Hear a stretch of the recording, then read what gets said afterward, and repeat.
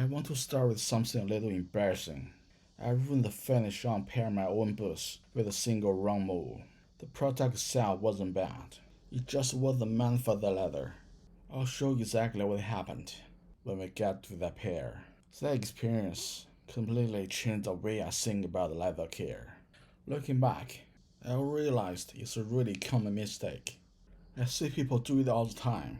They buy a great pair of boots, then fall back on the same care routine they've always used, assuming every leather behaves the same way. The problem is that leather doesn't work like that. Take Steerhide, waxed Kipskin, Horsebutt, and Nubuck. They all have their own strengths and their own weak points. A product habit that works perfectly on one can slowly ruin another. So in this video, I want to walk through 4 different leathers, how they each behave, some of the mistakes people make when caring for them, and what I've learned from living with all 4.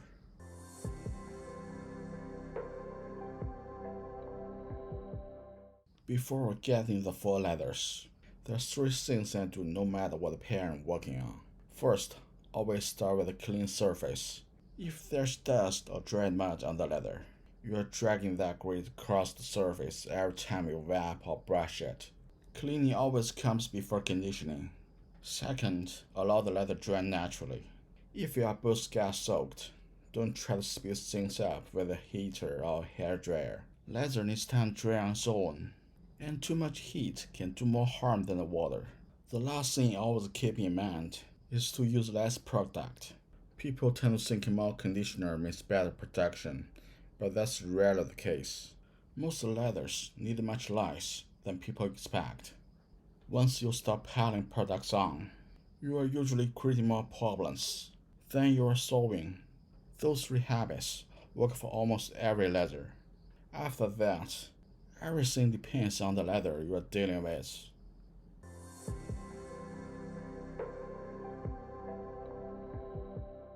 Let's start with Steerhide, since it's probably the most familiar of the 4. Steerhide comes from mature cattle. It's thick, dense, and naturally holds its shape well. That's one reason it's been popular choice for heritage boots for decades. Run your thumb across the toe box, and you can feel how firm it is. That's also why it can be shaped the wrong way if you are not careful.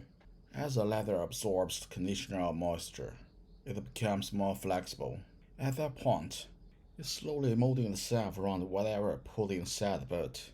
A shoe tray that's too wide or too long can change the shape of the leather. You might not notice at first, but months later, the boot may not fit quite the way they used to. Make sure the shoe tray is right size for the boot, and don't rush to put it in when you take the boots off. Give the leather time to cool down first. When still warm from wear, it's much easier to change its shape. Extra pressure can stretch the leather in the wrong places. The same goes for cream. Steerhide looks thick, so people assume it needs more product. It doesn't. A leather coat working properly is all it needs. Anything extra that sits on the surface collects dust and gets scummy around the welt.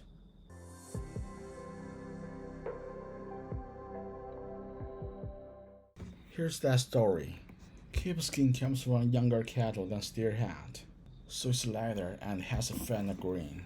The waxed part means the tannery has already applied wax finish. That's what gives the pull-up effect and a good amount of weather resistance right out of the box. Before you've done anything with it, that wax finish is already doing its job, so waxed Kipskin needs very little additional care.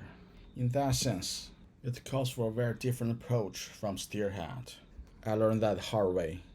I think it was a drop of oil that landed on the toe of my Kipskin boot.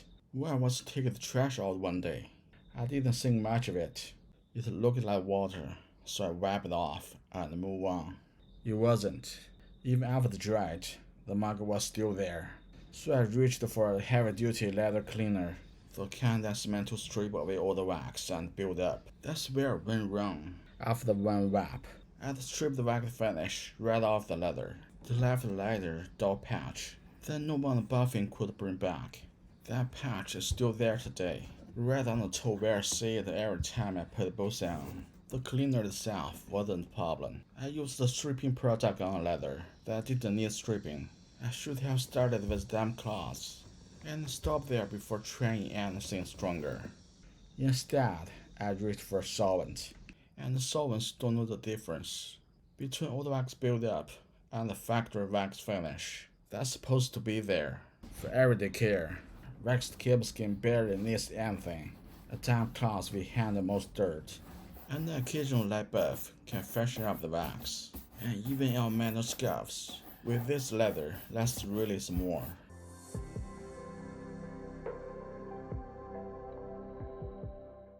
That mistake came down to one thing. I reached for a care product before I stopped thinking about the leather I was working with. And it's worth asking yourself, do you actually know what kind of leather you are caring for?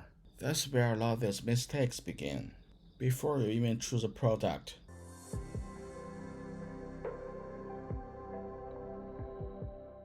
Horsebutt comes from the butt section of the horse head, where the fabric structure is much denser than cattle leather. The grains tether so the leather doesn't give as easily. That's a big reason Horsebutt is known for holding structure well over time, and was considered one of the most respected butt leather. It's also naturally stiffer straight out of the box than Steerhide or Kipskin. The first time I wore my Horsebutt engineer boots, I honestly wondered if I'd bought the wrong size. They felt that stiff. After a few weeks of regular wear, I realized nothing was wrong. The leather just needed time. That's how Horsebutt is meant to break in. It gradually relaxes through regular wear, slowly molding to a foot. The change isn't dramatic from one day to the next, but after a few months, you'll notice the boot feels completely different. The mistake with the Horsebutt is usually impatience. The leather feels stiff, so people assume it needs heavier conditioning to speed up the break-in. Oil and cream can soften Horsebutt, no question. But if you push it too hard too early, you will soften the leather before it has a chance to develop naturally through wear. There's another thing to keep in mind. Horsebutt absorbs conditioner more slowly than Steerhide. If you apply too much, the excess can sit on the surface for quite a while. In a humid climate, that can increase the risk of mold if the boots don't have enough time to dry between applications. So with Horsebutt, go easy on the conditioner. Give it plenty of time between applications, and don't try to rush the break-in. Horsebutt rewards patience. The best changes usually come with the time.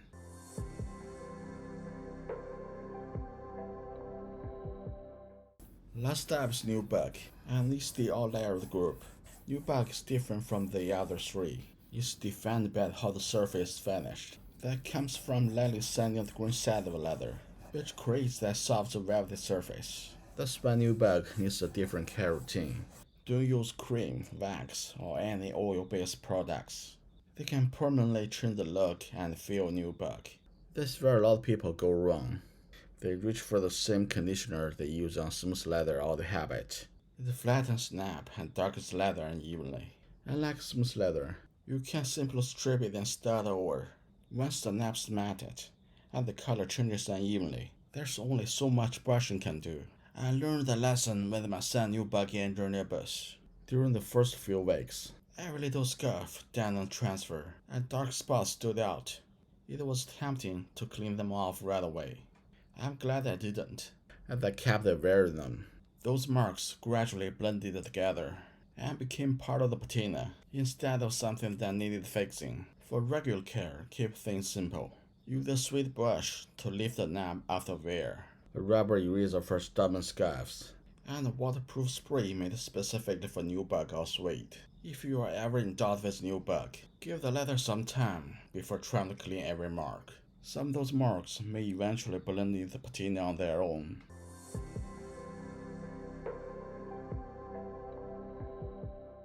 The next time you're taking care of a piece of leather, spend a minute looking at the leather before you decide what it is, what it's made from, how it's finished, and how it's been changing with wear. Usually tell you more than the instruction on any boat ever will.